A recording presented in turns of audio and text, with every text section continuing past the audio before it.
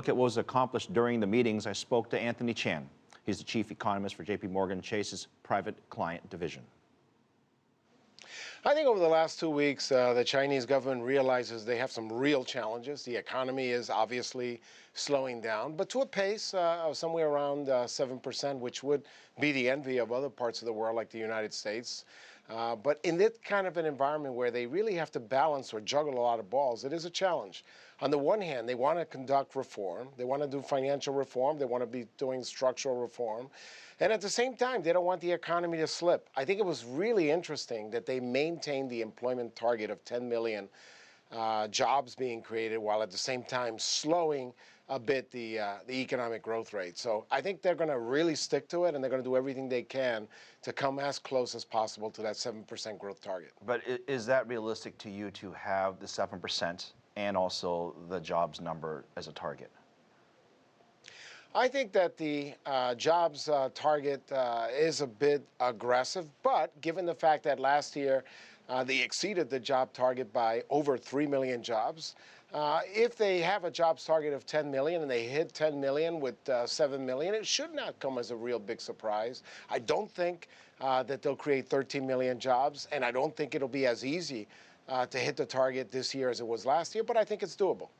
A lot of people talk about interest rate liberalization, and I know it's a fancy word to sort of say basically free markets in terms of interest rates, but for our international audience, why is that important?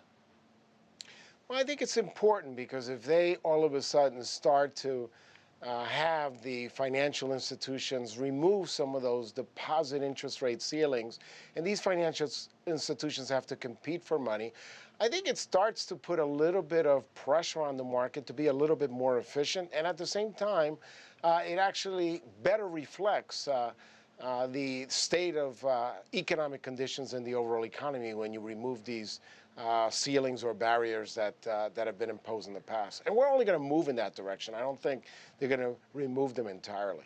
One of the things that we all like to do is obsess with numbers. The 7% number we've obsessed with now for a couple of weeks.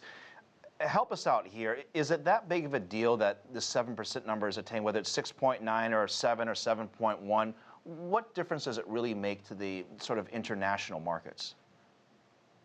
I really don't think it makes a real big difference, whether it's 6.9 or 7%. But given the fact that this is the first year where they've moved it down to 7%, I think it's important that the Chinese government make all efforts to try to meet it.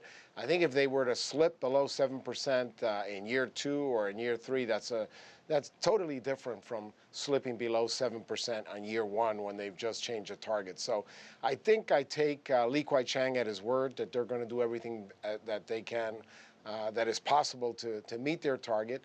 And I think that we will see more stimulus. I think we'll see another series of monetary easing moves, whether that be lowering the reserve requirement ratios, which I think is going to happen, and even lower the interest rate that I think is also going to happen. And we might see more than one interest rate cut this year, all in an effort to make sure that they meet that 7% growth target or come very close to it. Here in the U.S., we're talking about potentially raising rates sometime in the middle of this year, towards the end of this year. Nonetheless, we're talking about raising rates potentially. How does that impact you if you're sitting somewhere in Guangzhou or Shanghai or Beijing? Why should they care?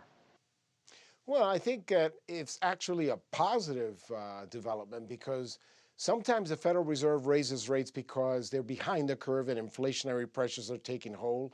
Research that I've done finds that whenever that happens, it's usually not good for financial markets, specifically the equity market. But when they raise rates because the economy is getting better and inflation is still a no-show, that's actually a pretty positive development for financial markets. So whether you're sitting in Guangzhou, whether you're sitting in Paris, if you see a central bank that is raising rates because the economy is getting better, be that the United States or any other central bank around the world, that's a positive development. And then you put on top of that the central bank is going to be very careful. Notice how careful the central bank has been about the language. Do they remove the word patience from the forward language? Does that mean that they raise rates right away? They're being very, very careful because remember that they kept interest rates low for many, many years, and they certainly don't want to do anything to upset the Apple Card, or certainly run the risk in any direction that would cause this economic expansion to falter. So I think it's a positive development, and I'm actually very excited that they're raising rates for the right reasons rather than because they're behind the curve on inflation in the United States.